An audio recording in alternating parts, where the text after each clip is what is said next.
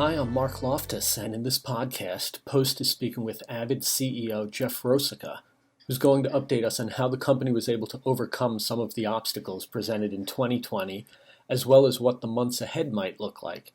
Jeff, thanks for joining us. What are some of your thoughts? It was an interesting year. It was definitely, I don't want to repeat March of 2020 through about October of 2020. I'm not sure I want to repeat that period of my life. It was definitely an interesting year, but the company did a great job navigating through it. I have to say the team did an amazing job. Avid actually, knock on wood, got through the whole thing. We probably were worried about that. We were worried about that early on in the pandemic, but actually the company ended up performing quite well. And in fact, surprisingly to me a little bit, is that we've actually performed better coming out of the pandemic than we did before the pandemic. Because I think that in some ways, I don't want to wish a pandemic on anybody. It's, God forbid what happened to people, but this situation with the pandemic did teach our industry, especially if I have to talk about it from a post perspective, that, I think a lot of us were talking about, how do we deal with more of a gig economy? How do we deal with people who want to work more remotely? Does everybody have to go into an edit suite or go into a facility to get the work done? I think we were all, as an industry, trying things in new ways for several years.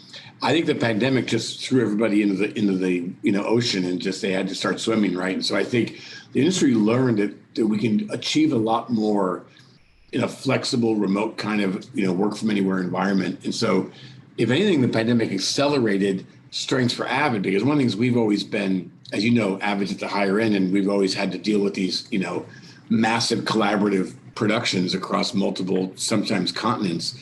As it probably put us in an advantageous position when people were looking for solutions to how to work with distributed teams, how to work, remotely. And so it actually played probably well into our strengths, and that's part of the reason why we performed very well, as we're coming out of the pandemic. Well, you did have a good start to the year with a couple of Academy Award wins there. So yes. that shows that content was able to be created on the highest level. In 2020, true. In spite of the challenges. Yeah, true. Yeah, true, for sure. A lot was learned there. And so we learned a lot, obviously, about what it's going to take to really empower people. It's one thing to say you can edit on demand is a great, simple solution, which is basically, editing and storage in the cloud. And it's completely virtualized. So as long as you can log on to a decent connection, you can edit with Avid on a $500 machine. Obviously there's some different workflows because they're in the cloud, but I think it really showed people that you really can edit in the cloud. People thought, gee, Avid, editing in the cloud, that will never happen. Actually, it works pretty well. And so it's interesting how that's going to change dynamics a bit when people see how that's possible. I know that the Edit on Demand was officially announced earlier this year, but it must have been in place last year. How quickly were you able to come up with a solution to deal with the pandemic challenges?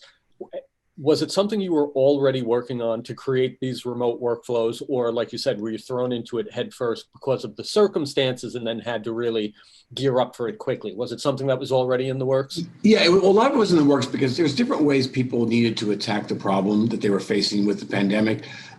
So some things we did do. An example is we launched a free license program right away.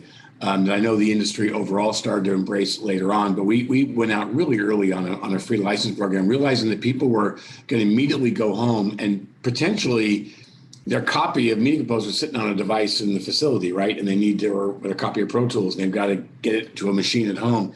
And so the first thing we did was we launched a free license program so that people could quickly get licenses up and running. So as long as you owned a copy of a license, we allowed you to get another one for free temporarily, so you could get through the pandemic and not have the complexities of trying to, move your license or whatever. Second thing is we already were doing a lot of remote connectivity for people with, being able to do remote editing or remote storing remote locations. And so I think that just accelerated people's move to some of those solutions that we had. But then there was obviously, it's one thing from having one person remote versus now the entire film's got to be remote, or the entire TV show crew. That's a different game. So it did pressure us to really look more quickly at cloud and look at how we're going to really leverage some of the cloud workflows for people and accelerated some of the work we're doing there. I think also, Mark, it's okay to be able to get the editing to working, but that's not actually the hardest part. The hardest part is actually over the shoulder, or how people look at, when they're in Edit Suite, they look at a scene together and they see it in harmony or in unity, and you can comment on it because you're all looking at the same thing. But when you're all remote, you could be looking at a piece of content 3 to 6 seconds apart from each other. Mm-hmm. How do you actually go that part? And you're like, no, you mean where he's in the gas station? No, after the gas station when he like walks into the home, right? People aren't seeing the same content. So there's some things we need to solve technologically to make that experience better. I guess latency is always something that you're fighting with when you're dealing with that remote aspect. You're talking about the licenses. Now, the licensing model that you were discussing, that was for existing users that had licenses, not referring to the first program where people are allowed to download initial products. Okay. Yeah. The free was full license. If you had a copy of Ultimate, you can get another copy of Ultimate, or if you had 50 copies, we gave you 50 more copies. That was more to help people through just quickly, getting things up and running during the pandemic. But yeah, the first program that's designed for next generation creators. That's really designed for helping people try the tools out. Maybe they've edited on a different tool that's more consumerish. Now they want to try out a little more like what the pros use. That really is a program for us, really is a digital marketing program product that allows people to try the tool. If they like it, potentially get up to the full product. I'm always interested from going forward here. When I talk to people that are working on feature films, obviously Oscar season just passed. I spoke with a lot of people working on different things. And a lot of the time they were working remotely, not just because of the pandemic, but because production is here. The editor may be in LA doing stuff. What do you think the future is? Do you think people will be working within facilities, or do you think because of these solutions now, they'll be working from these remote locations? I'm always interested because here in New York, where I am, a lot of our news in the past had been such and such a studio in New York has added an extra room, and things of that expanded the facility, the footprint of the facility. Do you think that's going to continue, where facilities are still going to have people coming in-house to do the work, or do you think this is going to eliminate the need for physical real estate in markets where it may be expensive and allow them to work the way it is? Or are they going to go back to what was the traditional way of working in the past? Oh, I think television and film post-production is probably like almost every other industry. I think it's going to move to more of a hybrid. I don't think the pendulum is going to go one way or the other. Now, it may push one way because of the pandemic today, and people may push the other way because they're sick of being at home. But I think it's going to be a hybrid type of environment. I think will people still need to come together and collaborate? Yes, in person. Will they need to be able to also sometimes sit and view something together? Yes. Is there reasons that people in post need to be on set sometimes? Yes. But does everybody need to be in the office every day or in the facility every day? No. Does everybody need to be in the suite every day? No. Does everybody need to be in the suite? No.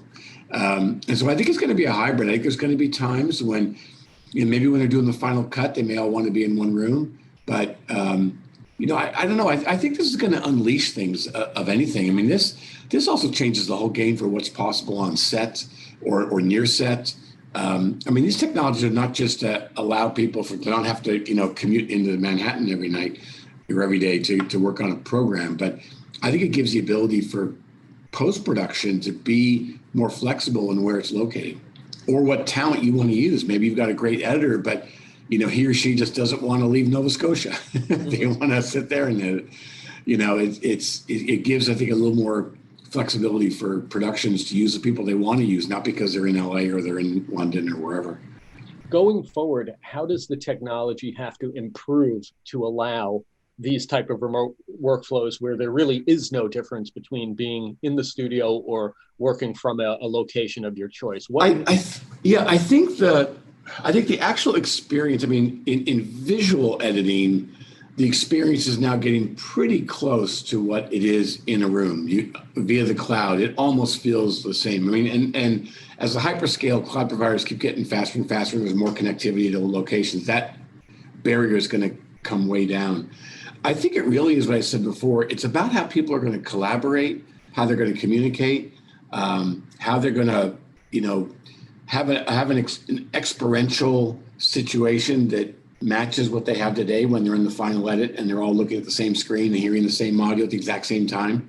Mm-hmm. Having not just the delay, having the fact that latency is inconsistent It's not symmetrical, right? Everybody who's on a latent connection, somebody could be 9 seconds delayed, somebody could be 3 seconds delayed. When I was noticing, we did our investor day today, and people that were logged in watching the videos playback, literally there were big delays between 3 and like 10 seconds, depending on what they were, who was connected, when they connected, what CDN providers is connecting them. So I think that we have to solve those issues of how are people really going to collaborate? How are they going to have that experience sometimes when they want to view a piece of content together and be able to comment? I think that whole over the shoulder, that whole being together, we need more technology solutions to make that experience better.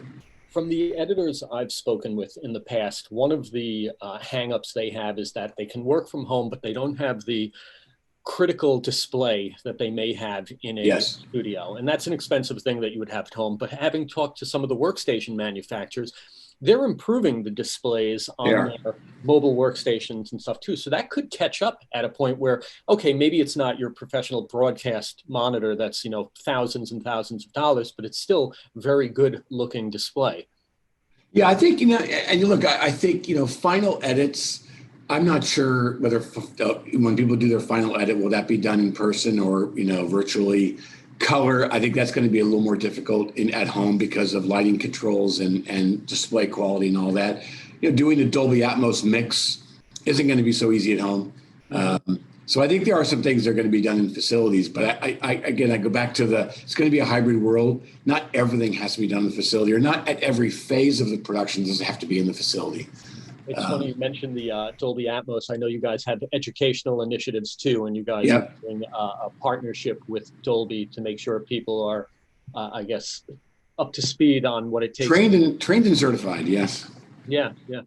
Going forward, what do you see with the year ahead as far as trade shows? Obviously, NAB is later this year than it's ever been. It's going to be in October.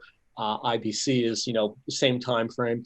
What do you see as far as the in-person events? Is it something Avid has on its calendar of doing, or are you still going to be doing remote type of events, or a combination?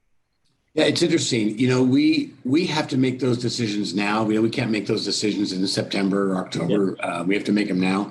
And we actually had to make them probably a month or two ago.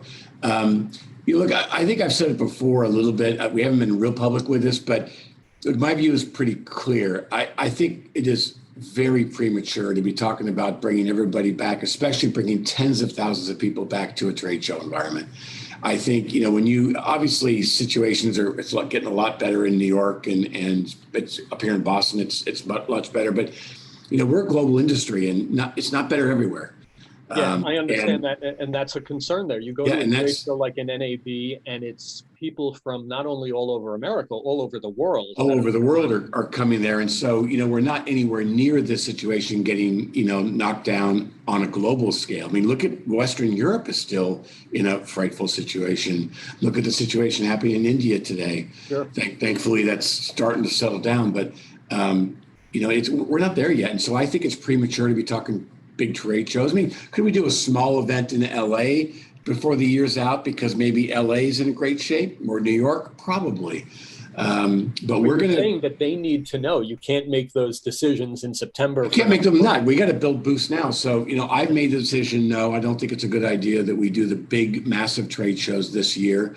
Obviously, they're back on the table for 2022 because I think the world will be in a lot better place in 22. But I think it's premature for and look, I love trade shows. I'd love to go see all my friends and colleagues and customers and members of the media. But, I just don't think it's the right thing.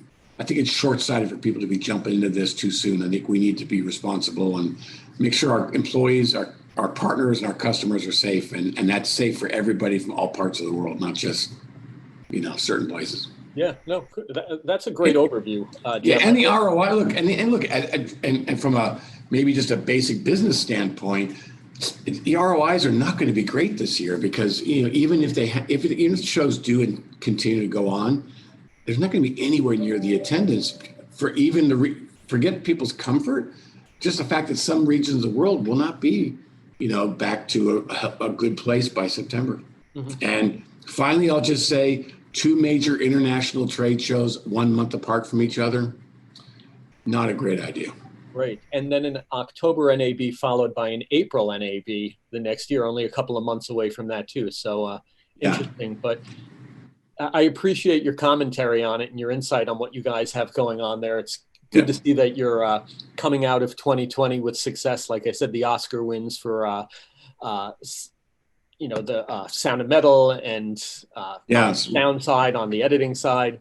Yeah. No, it was great. We're proud of our customers, and some great content was, and creative people were rewarded. So, which is great to see for Yeah. sure. Well, hopefully we'll get to see you at some point later on this year. If not in person, maybe we can catch up again. Great. I'd love to. Hopefully, I'm sure New York and LA are both in my gun sights this year as things start to loosen up.